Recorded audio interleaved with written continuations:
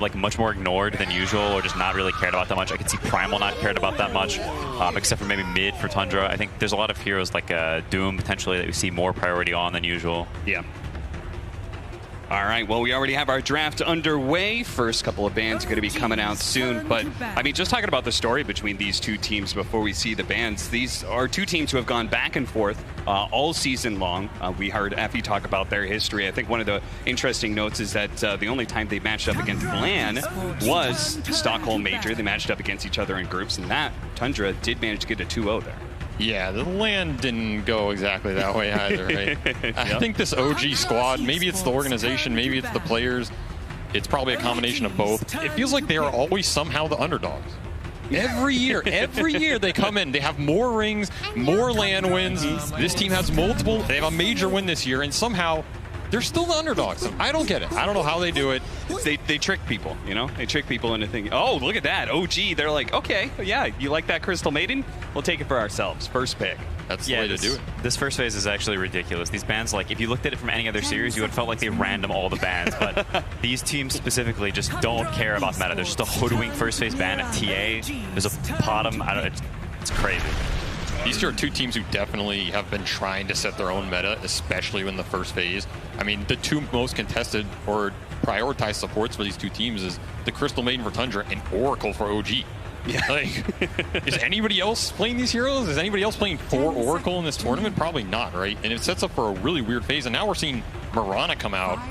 You know, something about Tundra yesterday, AUI was in the chat, and he said that Snaking got that Crimson Mirana drop. Oh, that's right. I remember that. I said, oh, we're going to see a Snaking Mirana tomorrow. And lo and behold, first phase Mirana coming out for Tundra. Not a hero they have played a huge amount this tournament. And honestly, it can be a weird hero for them, because I like to think of Tundra as this 5-man ball team behind 33's hero, right? Yeah. 33's on an initiator like a Doom or something like that. They play that way, but generally he's on a Brood, a Visage, a Beast, a Lycan. Yeah. Heroes that Mirana can be weird with because you lack the stuns. It kind of falls to 9 to pick up something like an OD or a Tiny from mid. Maybe they're flexing his Tiny to mid. So for another team, there would be a lot of flexibility here. Like Secret, they would have the possibility of running like an off-lane Mirana, right, for resolution. But it sounds like to me, Avery and Quinn, you're saying that like it's probably not likely just because it's not really a 33 hero, right? I mean, I think it is possible it's actually a pot of mid. There were several pubs that 9 had played the pot of mid. I imagine they scrim with it some as well. I think that is sort of this 9 hero. He buys, you know, some Glip Flop. Yeah. You know, he shoots some arrows. I think that's something 9 could pull out. I think this 8 pick is really interesting. Whenever a draft goes weird like this, their 8 pick becomes much less about like you've structured everything and more about like reading the situation, like what do your players feel, like what makes sense in sort of hero combinations. And they pick this Ember with the CM. I think it's something that BZM is really comfortable on. And you have like they love this long range spell damage. This, you know, Crystal Nova, the Bull is from long range. I'm sure they're going to pick much more poke. You can maybe see Dark Willows or things like that later down the line. I think that's like a sort of the theme that OG likes for like a lot of their drafts. I mean, it's one way to use this Crystal Maiden hero. There's a reason OG stole it from Tundra here. There's a reason Tundra has had such a high win rate with it. This hero is one of the ultimate poke heroes in the fight. She can get a bit tankier now in the meta. You build a 4-staff, you build a drum, you have these fluffy hats built in. Suddenly you're 1700 HP. You combine that with a Wraith Pact or a pipe that comes out from your offlaner, and suddenly you have to dive deep against Crystal Maiden, who's supposed to be a squishy backliner. Yeah. And it takes you a lot longer to kill her, and all of a sudden it's really annoying. She pops her ultimate, gets all that armor, makes herself a target. You have to go in and stun her. Like Quinn's saying, combine it with something like an Ember that's going in, you're already getting nuked down, you're already getting chained, and then you still have to dive further to catch this backline. It becomes very annoying very quickly. Yeah, it's a pretty interesting dynamic. I mean, OG is a team who doesn't typically buy this Wraith Pact item because Amar is generally more of a carry type player, so they'll end up with a lot of lineups that just have like, you know, 5 heroes with spells, and nobody's, you know, there's not this like defensive sort of ball lineup, whereas Tundra I think is a team that will check all the boxes by 1 drum, 1 veil, 1 Wraith Pact, we go down 1 AC, we go down the line and we have all the items and we sort of play in this ball and play very structured. We hit the guy that's closest to us, we don't like, you know, move too far out. I mean, honestly, I feel like this opener is a very anti-Tundra opener in saying we're going to let a lot of that zoo through.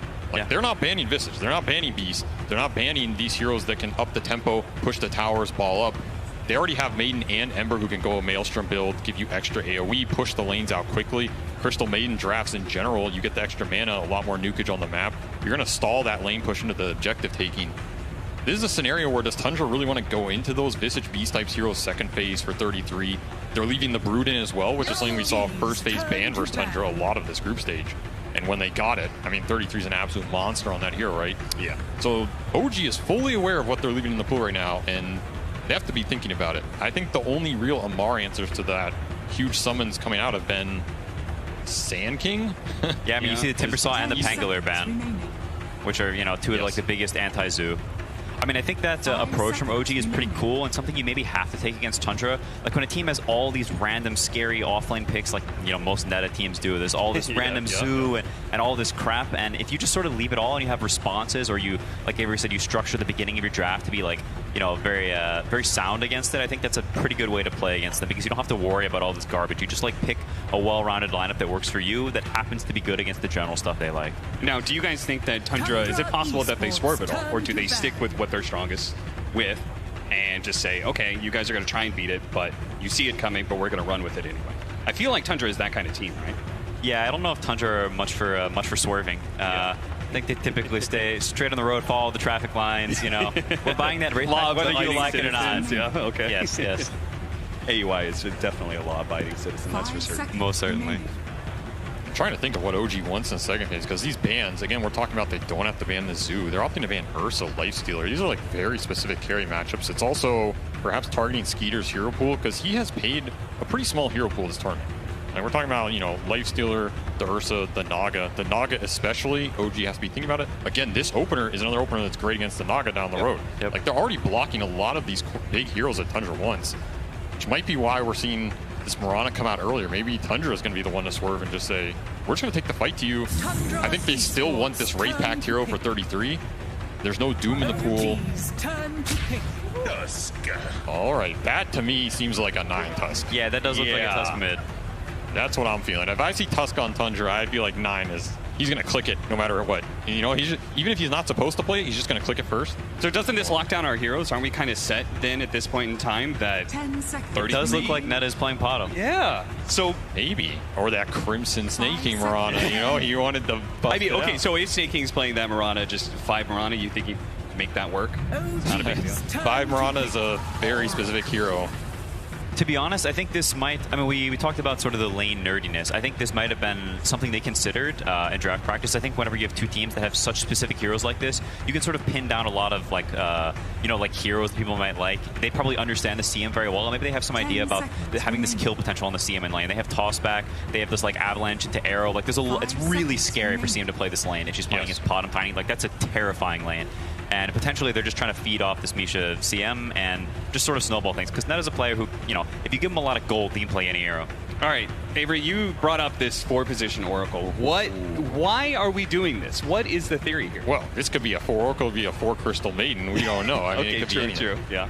So one of the things about OG is they have 3 of the cores who get the most farmed all together of any team in the world. I think we're used to that by now. They're the ultimate tri-core team to some degree. 3 carries, unless you have a Sand King, it's probably still building carry, you know. So one of the things OG has to figure out in these metas, well, there's the Sand King. One of the things OG has to figure out in some of these metas is how do you balance that with utility, right? How do you balance it with stuns? How do you balance it with utility? And in some of their past tournaments we've seen, there's a reason Seb at Stockholm was playing Wind Rangers and Shakers to give him the long range stuns for the damage to go in. There's a reason at this tournament their supports have been healers, double 4-staff buyers, Glimmer Cape, right? Like rush the utility to bring your Tri-Core online in those mid-game fights. Sand King or some of these utility heroes for Amar is another way to do that. And so to me, this OG draft is this is super anti-Tundra. It's like we're not going to get too greedy. We're going to make sure we have the sustain, the lane shove, the AoE to take the early tower defense fights. I like this approach. Like this is a very hard draft to skirmish into. And I just want to point out, like, that means if Taiga, it means Taiga has to take a step back, right? Yes. Like, in order to enable the rest of his cores. And that's kind of that's something that he has had to do for this team, both inside and outside of the game, right? He has had to put himself more as a captain. He's had to be more sacrificial in order to enable, you know, all the new guys. Yeah, I think that's a role that he's definitely slid into. You see in the past, he plays, you know, Rubik every game, plays Enigma every game, and I think more recently, you know, you're seeing Oracle, you're seeing, you know, these random 4s with low net worth, like Avery said, buying 4 staffs, stuff like this. I mean, I think this Slark pick is very cute. I think it sort of goes back a bit to Tundra being a super laning team. I think you have this Slark +1. If you play the lane really well, the Sankey can be very vulnerable, and if things start getting out of control, this Slark hero, he's running around at night.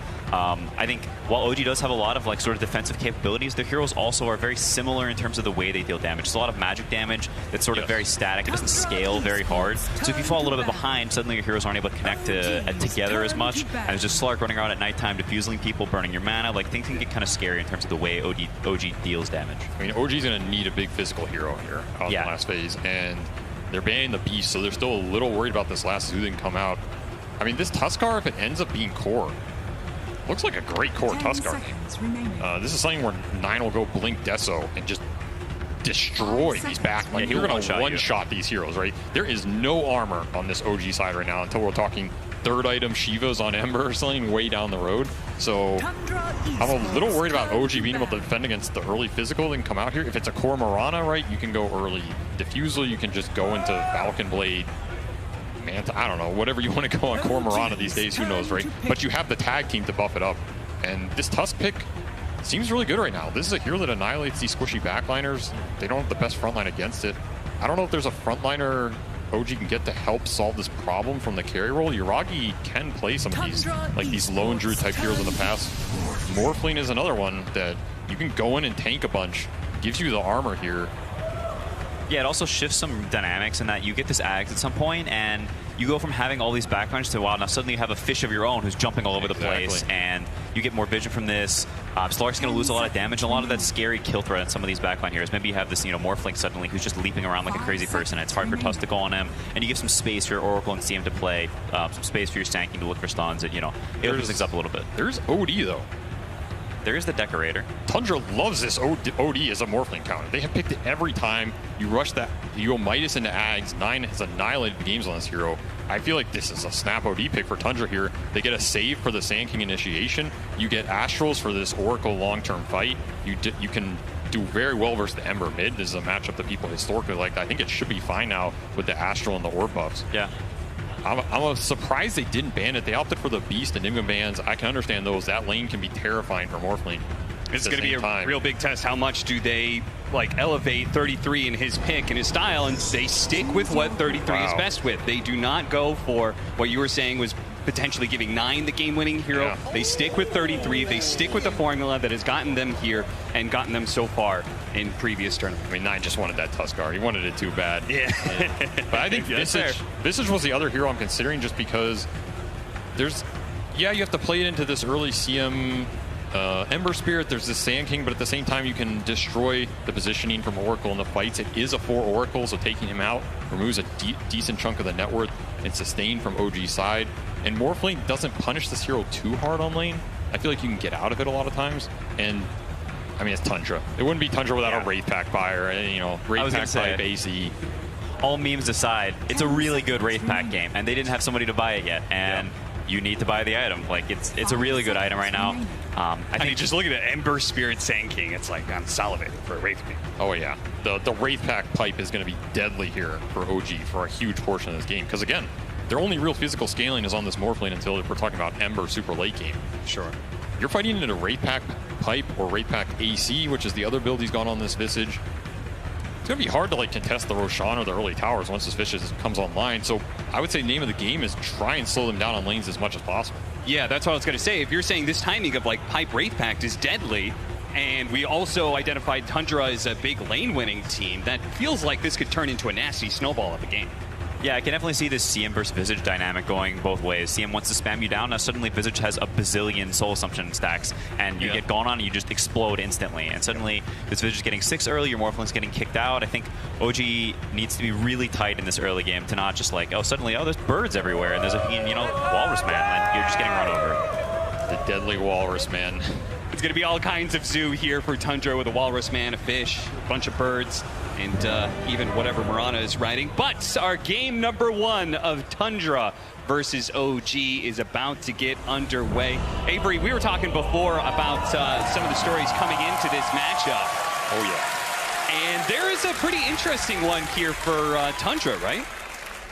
I mean, if you go back 10 years ago, that's a long time in Dota terms. Snaking used to play on an old team called Team Dignitas way back in the day. And you know that Team Dignitas? It had AUI on it. It had another good compatriot in Universe on it. Yep. It had our good friend Fogged on it. Of course. And I remember when I picked up Snaking for VGJ, Snaking told me, I feel like since those 10 years ago, no, it was 8 then, but you know, Sure. those 10 years ago, all my friends I used to play with went on to do great things. AUI and Universe went on to win a TI. Yeah, that's Fog, hard to beat. Giga, Chad, Caster, you know, OD, what can you do? And I think back to that story because to me, this is the TI where Snaking is now leading the team. He is captain. He has grown over 10 years. Yep. And, you know, Fogg's watching backstage. Howie's watching from literally behind him. Universe probably watching from home. In his living room. What's the worst? Yeah, I think it's his year to kind of prove like, hey, Very cool of you. I'm going to live up to the legacy that you guys set and actually achieve the dream that I saw all of you go that passed me by to a degree. It's a bit of a Bible thump story. You know, I'm not trying to tearjerk I mean, you're anybody setting here, up because if he does manage to beat OG here, I mean, he's already achieved so much at that point in time that OG is one of the scariest teams to be able to match up. You can get that momentum, being able to beat them in the upper bracket. Who knows how far Tundra can go? I mean, that's a great story just because Snaking, from everything that I've heard about him, you know, he's gone through some teams and stuff, and I've heard that he's like can be a little bit hard to work with. But the one thing I've never heard is that he never lacks when it comes to hard work. No. He is there day in, day out. This match putting in has the literally hours. been 10 years in the making for him. Yeah. Like, I mean that literally. This guy has grinded Dota for 10 years, and you're going up against a team that is, in some ways, brand new. Like, this is an OG debut squad. It's kind of like experience and the veteranship that Snaking can bring to his team versus this fresh energy and idea creation and all of that OG is known for and has destroyed people with for the year. Yeah. To me, that creates an interesting back dynamic to this game that is like, I'm very excited to see how it pans out. And on the other side, we have somebody from OG who definitely not quite the same length of the story when it comes to Snakings, but Misha, I mean, he went through 12 different teams before he finally ended up on that OG roster, you know, as a coach, and now he's there as a player and stuff. Like, it took a while. He was like grinding through. You go through his history, it's like 2 months here, 2 months there. You know, like he was just grinding through the Eastern European scene, and he finally has found a home. And look at the success he's gotten. I mean, he was obviously going through that many teams that quickly. He obviously was not complacent, right? He was obviously just searching for the team that could win him TI. And, well, he's found a place here, and they've already had a great amount of success this season. And it would be a damn shame to head to the lower bracket now. But let's get into it. Pause is done, and we are into it. OG versus Tundra, game 1. Look at the early itemization here. 33 going for that Blight Orb. An aggressive build on this Visage. Sometimes we see the early Blade or just early stats for extra last hitting, but it tells me Tundra wants to fight on this lane, try and abuse the squishy support, and if it's Oracle or Maiden up there early, and just trade for the kills. We'll see if it pays off. Soxa doing some early ward checking. Got the Windlace up already. It's crazy how many small items he has queued up in his quick buy. Like, just, you know, there's a Mango, there's a Clarity, there's a Tango. Like, they're ready for this lane. I think something that Tundra does in lanes that very few other teams do is in their off lane, they won't just like, we're either pulling waves or not pulling waves. Like, they'll do it randomly in the middle of the lane. Oh, it's 2.5 minutes. Let's pull a wave here for this specific reason. And people aren't used to reacting to that type of thing because they do it in like very specific situations. So suddenly the other team does the wrong thing with the wave, and the wave's by Tundra's tower, and now like, you're like, huh, we can't lane anymore. I think these types of little sneaky things, like they're super aware of. I mean, this Tundra off lane is one of the ultimate lane they're really sketchy. Disruption teams. You don't know where the waves are. There's a wave by your tier 3. There's another one by their tier 2. You're like, am I even in the lane anymore? Or is the lane in the Roshan pit? It's just so annoying to play against. It makes everything you think about what's happening in the lane get thrown off. Yeah, and you can also, you know, potentially a team like OG, a younger team, is their first time at TI for a lot of them. Suddenly you're out of your comfort zone. There's, you know, you're laning in the river, and you know things can be a little bit, you know, maybe that throws them off more than it would throw off another team. You know, normally I would agree, Quinn, but if I've learned anything about OG this year, their comfort zone is quite literally the entire world. You know, nothing happens. In fact, I think the more you throw this team off, the more they get in zone. Like, you know, if you think you're tilting Amar and he's buybacking early, now he just goes 20-0, right? How many times have we seen this? Many times. We talked about that quite a bit, the question of whether or not you should shut down Amar, because it just seems like if you do shut him down, he comes back with a vengeance. We're currently watching the matchup of 9 versus BZM. We see the top lane of Yuragi and Misha in that Morphling lane. We said the lanes are super important here to keep Tundra from being able to snowball. So what are the things we're looking for when it comes to these side lanes in particular? I mean, the lane equilibrium already disrupted top for Tundra. It's a great sign for them. They just want this lane back so the Visage plus melee hero can go to work, especially if they get level 2 and level 3 fast. This Misha Maiden already got nuked down really hard. And this is kind of a bad sign. You don't want this lane shoved out so fast for Crystal Maiden. She kind of wants to wear you down over the course of that shove out and get the kill at the end. Yeah. And that bottom lane, it's a similar story. OG wants this lane back for the Sand King so he can farm. Tundra wants to keep it up so Snake King can play the lane with the right clicks. Equilibrium super important for these two side lanes early on. You said it, Quinn. It looks like Tundra have already identified we're going to abuse this Crystal Maiden lane. We're going to try and go for those kills. I mean, they're going for it without a nuke on Saksa. They were just throwing the tree at him and hoping to get 33 to maxed out stacks. I feel like Misha's going to die here. Oh, yeah. He is very slow, very low. You have the Blight Orb on top of these tree hits. Very scary lane for this Crystal Maiden, and you do not want to feed the first blood to this Visage. It is the one way you're going to power up his early game the most. Yeah, I mean, you can see the CS bottom lane as well, and the HP levels. This lane, since they opted to put the bottom 5, you don't have as much kill threat in this lane. A bottom Slark is very much chipping you down, abusing right clicks, abusing like individual skill in the CS. And I can definitely see a world where if Tundra plays as well, suddenly Sand King's low HP, can't come up to the wave. This is essentially, oh my goodness. Ooh, that was a lot of damage. Skater actually getting super low. That's it. Amar picks up the first blood. Wow, that was a crucial mistake from Skitter, staying up a little bit too long while Snake King's getting the pull off, feeds that kill away. Now suddenly Amar, 700 gold, he's gonna have plenty HP, plenty regen. Yeah. Totally changes the trajectory of this lane. I mean, that's huge for them. This is if OG can pick a hero to have a good early lane, it's probably the Sand King, because normally this hero gets abused. So if he's getting accelerated, it's even better for them. I mean, that was that lane getting pushed deep, right? You get the caustics, you get that burrow, equilibrium. Winning OG one of these side lanes at least. Quinn, talk to me about this mid matchup, because you're a bit of an expert. I mean, you also have a enemy mid that you play up against quite a bit, and Gunner, who also plays the mid tusk all the time. Yeah. We're going to watch Taiga, actually. Looks like he's going to be chased down here. Snake King. The double high ground hit. That was the Crimson item. That was the Crimson It was the Mirana. cosmetic pay to win right there. Damn straight. But yeah, talk to me about Tusk versus Ember. Yeah, I mean, it's interesting that 9 picked Tusk into Ember. I think for a lot of people, they'd be pretty happy playing Ember into the Tusk because he just can't kill you ever, and Tusk is a hero that thrives off of early kills, early momentum. So it's kind of interesting that 9 picked that. I mean, 9 is a player with a very specific hero pool.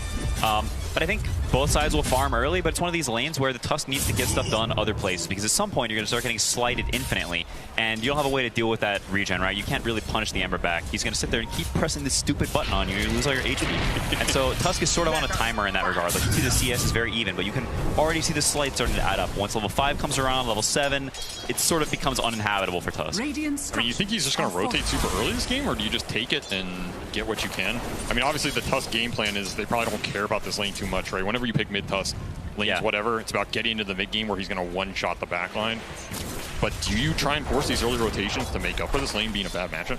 Yeah, I mean, a lot of that depends on how this top lane goes. I think that's where you're really happy to have a player like Netta in the offlane, because your offlane is doing pretty well right now. You can look at the CS, Morphling very, very low, not doing the greatest in CS chart.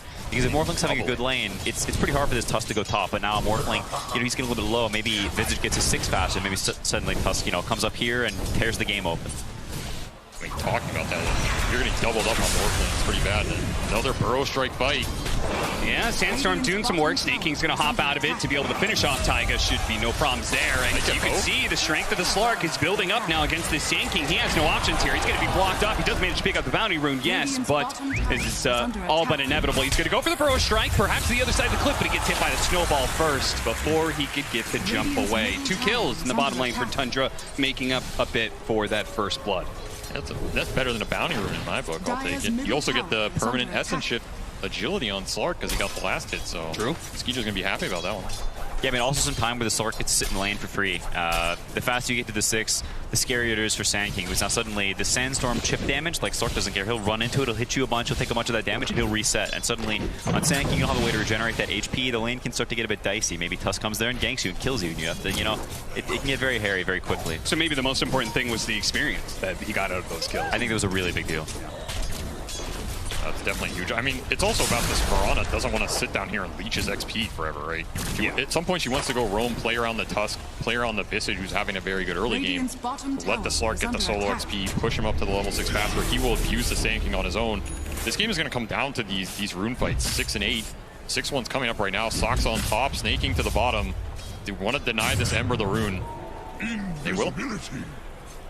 Invis for the Tiny. And he's going to sneak away into the night, pick up the bounty rune while he's there as well. And we'll see whether or not... Do they have vision of the Invis rune? Is it possible that he sneaks up on the Morphling here? Might sneak up on his courier. Yeah, that's actually what's really going to happen here. Bye-bye, courier. Mildly annoying. I mean, despite the CS and, you know, maybe the Morphling's HP levels, his net worth is, you know, pretty on par with Visage. The scary thing about this lane, though, is that it only gets worse for Morphling. Once you get to 6, suddenly the dynamic changes, and Visage just keeps on you. You're morphing down, your armor's going lower, he keeps on you, your armor's going lower, and you can sort of get, you know, kicked out of this lane, potentially dive at super high HP. I mean, I think 33's had an amazing lane stage this game. Yeah. Like, this is a hero that can get super abused. That's ideally what you want, but he's already just to level 6, 0 deaths. Higher CS than the Morph. I mean, I don't think Yuragi sat on this lane, but if you're 33, you're super happy. Because again, you are the core of these Tundra lineups. You want to get that Wraith Pact and the auras online. The faster you do, the faster you're enabling everybody else in the type of game Tundra wants to play. Yeah, I mean, you also know as this Visage that pretty soon there's a Walrus coming your way, and there's going to be this tower dive, and it's pretty scary for this Morphling. We'll see how much they try to react to this when it happens. I mean, I wouldn't be surprised to see 9 just make that move with the Visage 6. Like, help him kick him out if they feel like they need the help to kick him out. Because again, like you said, I don't think he wants to just keep sitting mid against these slights. Yeah, I mean, you can see him squirming and dragging. They're trying it up, but the burst damage is actually not even close, thanks to, in part, the raindrop that he had. So Yuragi will go full agility, try and get back some HP where he can. 8-minute rune is coming up. Amar is actually in the neighborhood. Maybe OG is going to put some serious effort here. 9 is going to be chased down by the 2 supports. BZM hoping to catch up and get a slight. Gonna go for it. He's going to go for it with the remnants and a little bit more. They got the fairy fire. Here comes Arrow. Nice shot from Snake King. Beautiful play by him. Snake King, longtime Mirana player. I mean, going all the way back to bottom. He's been playing this hero for quite some time. It's a little bit new on the 5 position, but he has some history for sure. I mean, if you're going to play 5 Mirana, you better hit your damn arrows, son. That's all I know. If you miss those, your impact goes down incredibly. But definitely bailed out his tusk there. Huge play. I'll waste some Ember's time as well. Another arrow. 2 for 2 that I've seen. Already good start. Probably missed 5 early, but we won't count those. Oh, they get the pounce. Here comes the rotation from 9. Shows up. And, well, we were talking about which of the side lanes are we going to be targeting here at the Tusk, because we know he's going to rotate around. Choosing to shut down Amar a little bit. Do you think that's a player preference or about the hero? I think it might even be just based on the situation and Netta making the call. If you look at top lane, like, it doesn't really look like he needs the gank here. The Morphling's already left the lane. Netta doing some wave dragging shenanigans as expected. The tower is taking damage. These creeps, no one's getting the XP here. You know, maybe he calls, yo, you don't need to come top. Morph already left. I can come up by myself, you know? And sure. 9 makes the smart play, gets the quick kill bottom. Now suddenly you've got pressure in all the lanes instead of just top. Yeah, 4-1. Tundra up by 1,000 net worth early. I mean, the big power play for me is going to be OG's supports cannot drag their cores into the game. Right? These are backline supports with heals and nukes. The upside is once your cores come online, OG supports come online as well. That's why they're trying to get this blink on Amar. He's going to do some ancient got the farming. epicenter. He's going to throw it out here. He's going to do some ancient farming right under the nose of Tundra, apparently, while Taiga is going to be chased down by 9 here. No hope to be able to save him. Amar popped the healing salve underneath this sandstorm, while the rest of Tundra trying to get the last hits. Got a sentry, it seems. 9's trying to hold the aggro out of the sandstorm here. Whoa. Got them both. Very nicely played, and he gets a little bit of damage. There it is. Now they see him. Oh, the pounce barely off the mark. He throws strikes over the side, and now BCM is here to be able to help him out. Amar just on the sliver of HP, but they can't quite see him. They're going to be able to kill Skeeter as well. BZM to the rescue, and now 9 may be the 3rd pickup as OG. Oh, beautiful shards. BZM doesn't quite have a lot of mana. Does he have enough to be able to jump over to the other side? His slide is not going to be good enough. He has plenty of remnants, but the mana is the real issue. They fed him some mangoes, not good enough. Great fight for OG. I mean, we're talking about enabling the Sand King, getting him to blink. If Sand King dies and you lose that stack, you're absolutely screwed going into this mid-game. Now they have a very good fighting chance to get the Sand King online, push towards this Maelstrom on Ember, who again, who's having the best game in this game right now? It's BZM. Yeah, he is very farmed. I mean, you can... Uh-oh. Nice shot. Burst down Amar with the help of the birds. They'll keep that chain stun going. Snake King, even though he missed that arrow earlier, Lands recovery one, gets another kill on Amar, continuing to shut him down bottom of all the cores right now. Yeah, I mean, such clutch play from Sanking, honestly. Going there and not letting the Sanking, sit in the trees and sit there and defend forever because you don't have detection. Sanking immediately up there has 2 sentries, puts sneaky one in the trees. Amar doesn't expect it, goes down. Like, that's really painful. You're 800 away from this blink. You already farmed your ancient stack. Like, where are you going to get this gold from? There's more pressure from Tundra coming. Your mid tower is under attack soon. Your heroes are under attack. Your triangle. And the Sanking can't really contribute. You have to weather the storm here. You have to do it through this Ember, too. Like, OG needs to fight through this Ember Spear right now. Ideally, keep this mid tower alive as long as they can. There's going to be some move to collapse on it, likely coming out from Tundra here in the next 5 minutes or so. And shutting down the Sand King holding that top tower does also speed up your mid rotation. You don't want to let him sit up there and just delay the game. You want to have this Visage be able to progress through the objectives he wants to do.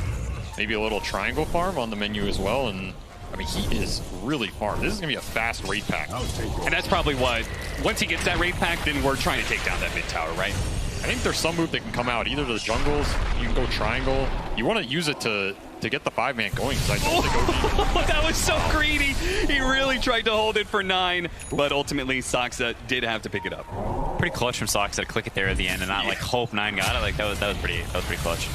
I mean, I think I would have left it for you, though. I appreciate that. Otherwise, you were going to yell at me after the game. Let's keep that off broadcast. Thank you. Power runes, man. I mean, I think what Neta's doing here is something that is pretty cute and like something Faith Beyond's done in the past, but occasionally when these offlaners that can farm Ancients, if you don't feel like you have the ability to go mid for whatever reason, maybe OG has too many heroes there, you rescind a little bit, you farm the Ancients, you get your pot on this level 7, now suddenly, have this little bit stronger time, maybe a minute later, and I think that's something that Tundra is more willing to do than a lot of other teams who maybe lose a little bit of focus, maybe they force this mid push a bit too much, waste some time, and now suddenly their economy gets hurt a lot, and OG, starts to creep back a little bit. I mean, this is the Slark Diffusal. We're on a level 7. Amar's just channeling. Yeah, Ooh, okay. Snowball, they're going to go for Misha here. Amar still trying to set up. Good save from Taiga. The Crystal Maiden's still eventually going to die. And look at that. Soxa gets a really nice toss back onto the Oracle as well. Taiga does what he can, but ultimately he's just going to be throwing damage around before he eventually dies and gives another stack over to Skeeter. Man, the amount of pump fakes from Amar. I thought he knew that smoke was coming. I was like, yeah, oh my, seriously. How does he know? But I think they were just, again, anticipating this mid move. They had the Sand King blink. They had the Ember Maelstrom. Maybe Tundra's a little too fast, caught him off guard, and that mid tower going down is really going to open up the map here. It's going to open up the Roche down the line more as well. They didn't get the fight. I think that's the fight that OG wanted more than anything, right? Like, you want to be able to take that fight with the blink, with the Maelstrom around that tier 1 that can protect your supports. Instead, you just get collapsed on. Now, where's your next opportunity to fight? Now you got to kind of play the map, make an aggressive move of your own. This is a nice move. It connects. Soxa just throws the tiny, does what he can, but he is going to be the victim of this smoke. But what is OG going to do with that? Support pick-off doesn't necessarily mean you can put pressure on the mid tower or anything. No, they wanted Slark or Tusk out of that move. Very cute. That is a very Tusk thing. First the punch, then the high five. I can't kill you, but I'm going to sit here and annoy you. I'm going to cast my spells. You're going to be mildly irritated. But there's more coming now, and yeah, I mean, the map being small like this, OG's heroes, they can only really kill you out of smoke. Oh, they surprised him, but the Shrink Morph went off just in time, and now that has actually baited 9 into death here because OG, they actually brought the full party here. Everybody but Amar is hanging out in this Radiant jungle. Yeah, a bit rushed from Tundra. To be honest, I'm surprised they're not pushing things a little bit more. The Slark having the Diffusal Blade. Radiant's bottom tower is under attack. Ooh, good sentry laid out, spotted Skeeter. He knows. He actually thought maybe there was a ward or something to be able to deal with the sentry in time. Master tier Slark carrying his own sentries. That's how you know someone's a Slark player. I mean, nowadays, Slarks are incentivized to do it. Find those wards, they're worth so much. Was it his sentry, though, or did someone else buy it for him? Because there's a difference. No, surely he bought it because he wants the bounty for it. He bought it. Oh, no, he planted it. I can't see. GG. Looking for Amar again. Oh, sneaking in from behind. Soxa's going to be able to get the toss back, and they land the pounce immediately afterwards. Burrow strike in a second, but he can't get it off in time. That pounce just lasted too long, and the TP had to be canceled, so this is a free tower push. Yeah, pretty cool adaptation from Tundra. They're not sneaking, staying up there in the top lane, sort of keeping it pushed in after 9 died up there, and they say, okay, that's fine. So now you can stay there. We're going to go across the map with the rest of the heroes. We're not afraid. You know, our cores don't need to farm. We're going to connect them. We're going to fight with them. We don't need our supports to be in every move. So Snake's just sort of chilling up there, and the cores go down and take this tower. They pressure the Sand King, and then suddenly maybe your main woods are under threat, or you have to waste a glyph on this tier 2 bottom, and then you have the next tier 2. Yeah, so there's the glyph. That's a unique aspect of Mirana as a support, right? It kind of functions like those hoodwinks or something, because he could be up there and probably won't die because of his mobility. Well, Saksa, well, he doesn't have the same kind of options, and once again will be victim of OG's aggression. They're immediately going to smoke up afterwards here, but it was underneath the high ground ward. Yeah, he's going to break it. 9, good job there. Breaking a bit of the smoke. OG, I know they've been spotted, but yeah, they're still going to go for that mid tower regardless. It's low. There's a glyph here. Free pick off on Misha, but there's going to be the jump in from BCM. He's getting caught by the birds, perhaps. The Morphling cut out of mana. Needed to go for Snake. He gets burned out of all this mana. They land the pounce there as well. And 33 is full health. Here comes the Epicenter, and Misha with a great ultimate as well. The arrow! It stops the Epicenter. No chance for Amar. A toss back from Saksa. What a hit with the avalanche shots combination, bringing everybody low, and Tundra just kind of clean through the OG heroes. Oh man, what an arrow to stop that Epicenter. So much damage negated in the fight. OG cannot clean it up. I'm not sure they were going to be close with that Wraith Pack down and put already on this Visage, but absolute disaster. BZM just getting his mana burned on the jump too. He just remnants straight into birds, and Skeeter sitting there like, oh, you did the pounce for me, son. Just drains all his mana, gets the stacks up. Tundra cannot ask for a better fight. And I was about to say, this game has felt very reactionary from OG in terms of being very patient, waiting for the fights, the right ones they want to take. The aggressive smoke moves I think are just hard for them this game. Yeah, but you can see very good positioning from Tundra in this fight. It's rare you see a full duration CM ult and they lose the fight. Like, they just left him alone. He pressed the CM ult and they just said, fine, do it. And they walked away and they fought on the other outer ridge. And you see, CM, she doesn't really do that much in this fight. There's not much she can do. Tundra, really, really nice positioning in this fight. Crazy toss back. Yeah, that was beautiful. Landing that combination on 3 different heroes. That was like the last nail in the coffin right there. OG, I mean, this just, you're talking about how they really set the tempo of this game. It just feels like they are very uncomfortable. This is, I wouldn't imagine, like, if you took away the logos and everything, I just wouldn't think this is OG. Yeah, I mean, that's, sorry, go ahead. I mean, thank you. I think that smoke just felt very pressured. Like, you see the way Ember Remnant's in there. Like, it's very like, we're losing. We need to make something happen. I need to catch a guy. Pounce immediately afterwards. Manta trying to dodge a little bit of damage. She does manage to get the slight jump away just in time. The pounce faded, but 9 is just able to go for the next hero. Taiga, he was there to try and help out BZM and may have been able to do something, but does cost him his own life and apparently cost him their tier 2 top tower as well. Things are getting very dark indeed for OG in this game 1. The lead's going to build here. The one thing about OG is this team is very good at stalling games. Like, they understand that they are a very strong late game team. Between the 3 cores synergizing in the late game fights with the net worth they can bring out. I've seen them take fights from 20k down like it was nothing. The thing they have to keep in mind is you're playing against a Slark Mirana lineup. So one, you have this Moonlight that can move people around very fast, set up a lot easier. You cannot sentry everywhere on the map, especially these deep side lanes you want to split push. And then Slark is going to run around and kill all your vision. It just makes it even harder on top of that as well. So while I think OG has the heroes to split push this game out and take a later game fight with the Ember timings, I think there's also a lot of tools on Tundra's side to shut that down, just destroy the vision, and we're already seeing it. Like, you just got up some deep, dire wards, but Skeeter's running through here, and he's pinging it. And he's literally just pinging, hey guys, check around the area, get some freebies. Yeah, I mean, they may get these wards, but I think OG not that unhappy with the way the map is being split right now. You see them run all the way down bottom, Tundra reacts, and OG's already up in top lane buying some time. Like, the gold lead, since they got the Aegis, not really changed very much. Misha, that was rather bold. Anything for that extra frostbite, I guess. You just walked in melee range of the birds on that one, and Tundra's like, okay, we are already planning on pressuring some more. Ooh, Amar? Saksa really trying to force this by going behind. It does set up Amar for the opportunity. The epicenter for the avalanche actually went out there and stalled things out, and with the Morphling already dead, there goes all your damage. Tundra, they're just way too big. I mean, where's your damage going to come from? You already have full Wraith Pack type on this Visage.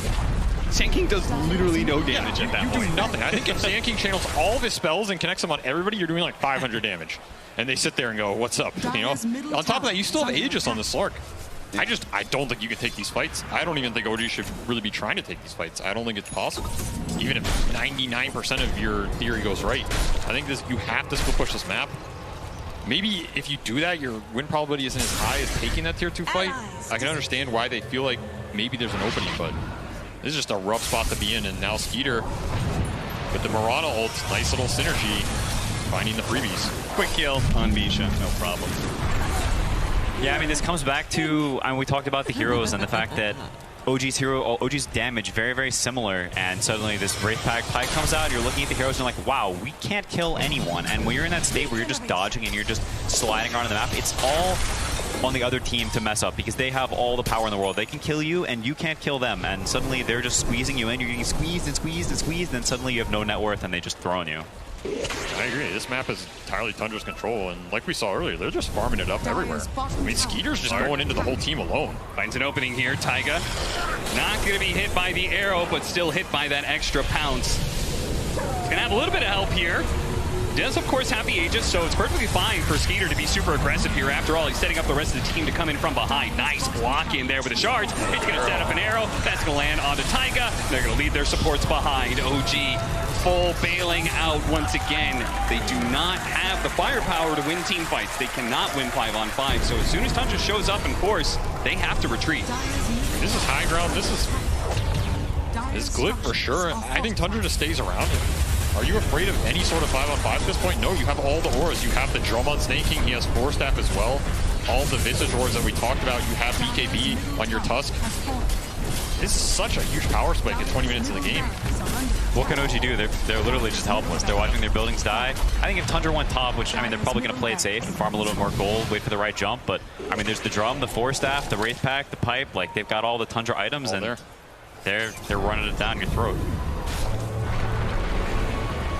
Nice. Good toss back. I mean, he just has so many setups, right? If you toss him straight up in the air, it would have been an arrow. He tosses him over the Skeeter to allow the pounce to land. Tips start coming out. Snake King, I mean, Amar, no impact, no idea.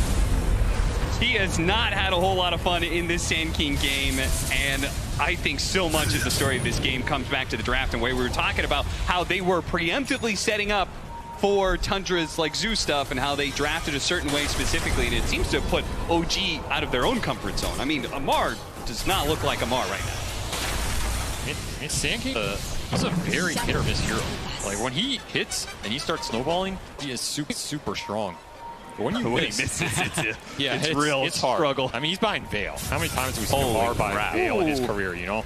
This is not the item I think he would ideally like to be buying this deep into the game. But they are just searching for any sort of extra damage at this point. Yeah, you can see your bull. Oh, up with the punch, the snowball, the arrow coming in as well. The shrink morph is doing its work, but now they've got the pounce, and that's going to be good enough. Misha, freezing field, but he just dies too damn quickly. BCM, he's going to be locked down. Amar goes through, hits the pro strike, only onto 1. They're focusing on 33, but he is super tanky, and Skeeter is completely uncontested. 1 by 1, he will just knock down these heroes, take away their agility, and that is it. OG. Well, GG out. This was no contest. Tundra 26-7 in this game 1. This had to have been a hell of a confidence boost here on the main stage of TI. I feel like Tundra got to run their playbook exactly how they want to. And I think one of the big things about that draft in that game is OG knew that the zoo was coming, right? They left it in the bans. You know they can always pick this Visage at any point and flex all the other heroes to wherever they want to flex them, you know, usual. So you know this Wraith Pack pipe is coming. You know this is Tundra's game, but they had a huge amount of magical AoE, and I think if they're ahead out of the early game, you can take those early tower defenses and take the aggressive smokes to Tundra. But that lane phase, again, like Quinn is talking about, it's hard to outlane this team to such a degree that you're in that spot to be.